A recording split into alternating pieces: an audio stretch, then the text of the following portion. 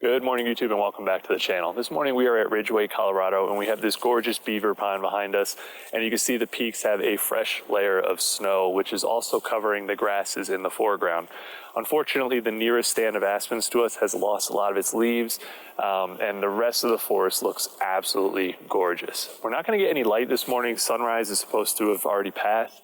And you can see we're pretty socked in with cloud, but I don't really think it needs it. I think the image works. There's enough to the scene, enough color with the aspens that we don't necessarily need that bright light.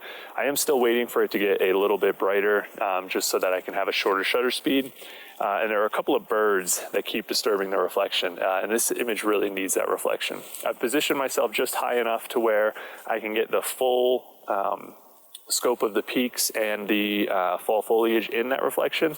And now I'm just going to wait a couple more minutes for this water to calm down because I think the birds just flew away.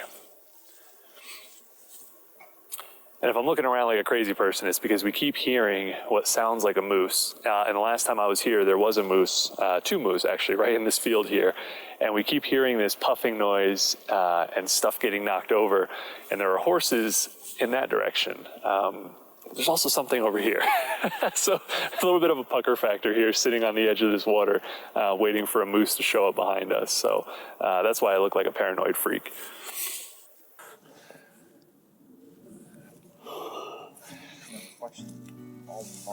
When you said the light was coming, did you mean like soon or? Yeah.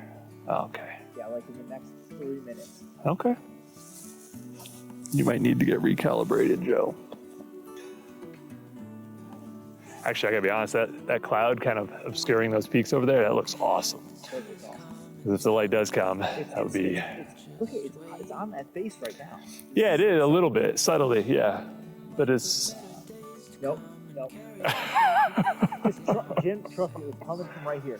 It's gonna hit this side. I don't know if it's gonna hit this mountain, it's gonna hit this though. Okay. I'll be ready. I think you're wrong. Nope. There is a break. It's moving over there. The light is happening. Oh, yeah, totally. It got brighter again. It didn't get brighter. It's getting brighter. It's not. It is. It's identical to how it was. Oh my gosh.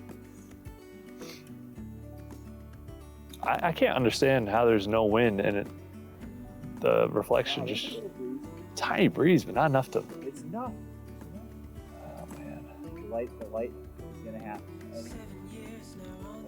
Yeah, three more minutes. Yeah. I said within 3 minutes. It'll be within 3 minutes. Show on the horizon, soon we'll be there. Oh, Joe may have gotten one right this time. One? Even the blind squirrel finds the nut once in a while. The light actually is coming in. It is actually quite beautiful. It's hitting those center peaks, as you could probably see. But the problem is the reflection just sucks, man. The reflection will be fine. Just be patient with it. Just need a little break. Yeah. Yeah, the light does look nice, though. You're welcome. I love the cloud obscuring the very tip of the peak. Mm-hmm. That's probably my favorite part. Oh, hell, I have to admit you're right, because I had to drop my shutter speed. There's definitely more light. That peak is just opening up a little bit right now. Oh, look at that. Okay, yeah, now the light on the peak is actually perfect. Oh, come on. And a phenomenal reflection. Oh, it's a wall hanger. This is a wall hanger. Yeah. I gotta shoot a pano with this. That's what I'm doing now.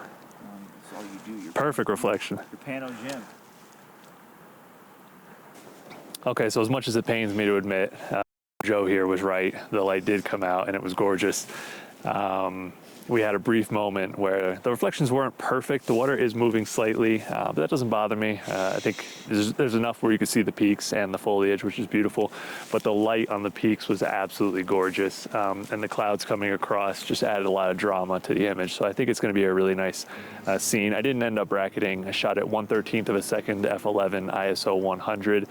And it was 5 images left to right, and I'll probably crop it to a 16 by 9, but we'll see when I get it in post. For now, we're gonna go ahead and pack up. We have a secondary composition that's about 40 minutes away, and we went there last night, but we didn't have the snow on the peaks, so I think today it's gonna be an even more beautiful image. So I'm gonna go ahead, get packed up, and we'll head over there, capture that one.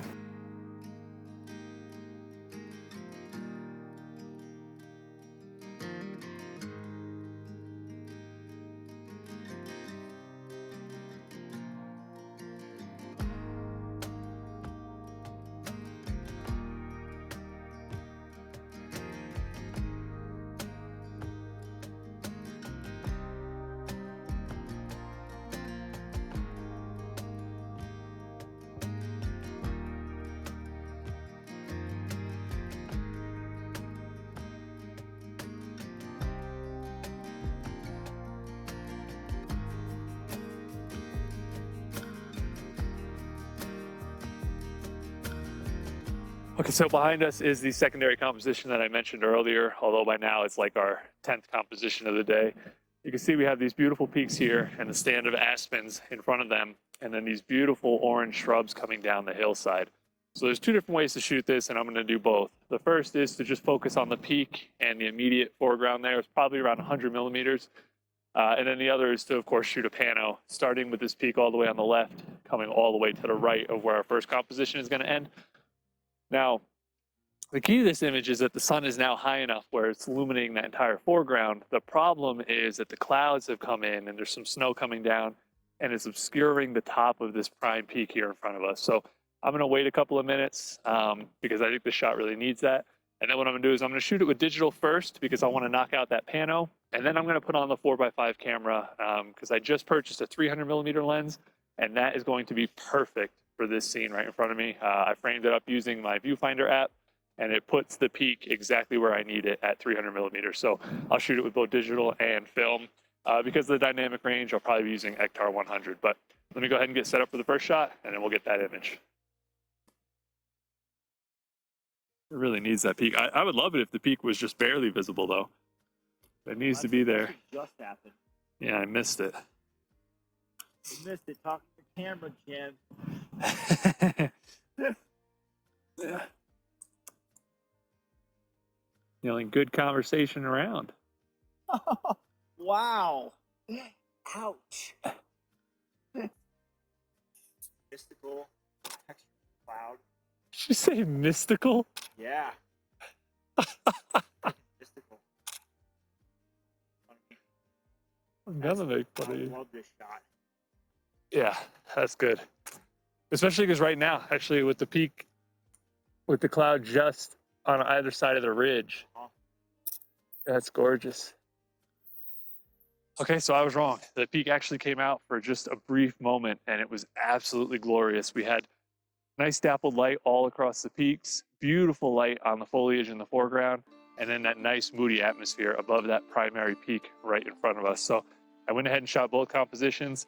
I am gonna break out the film camera now, throw it on top, just in case that peak comes back out. I wanna try and get it with that 300 millimeter lens and give that lens a nice test. I can't believe I'm gonna say this twice in one video, but Joe is right. This really is a mystical scene. The fall color is absolutely gorgeous, and the light could not be more perfect. The textured clouds rolling across the main peak and the fresh coating of snow are the literal icing to this truly mystical scene. Now I know it may be blasphemy, but I had to convert this image to black and white. I've said this before, but I sometimes feel that color can detract from the experience of viewing an image. When I look at this image in color, yes, it's gorgeous, but I notice the aspen leaves and the bushes in the foreground. In black and white, it's the peaks and the windswept clouds that draw me in. Both versions are beautiful, but have an entirely different impact on the viewer. Now please let me know in the comments which of the 2 versions you prefer.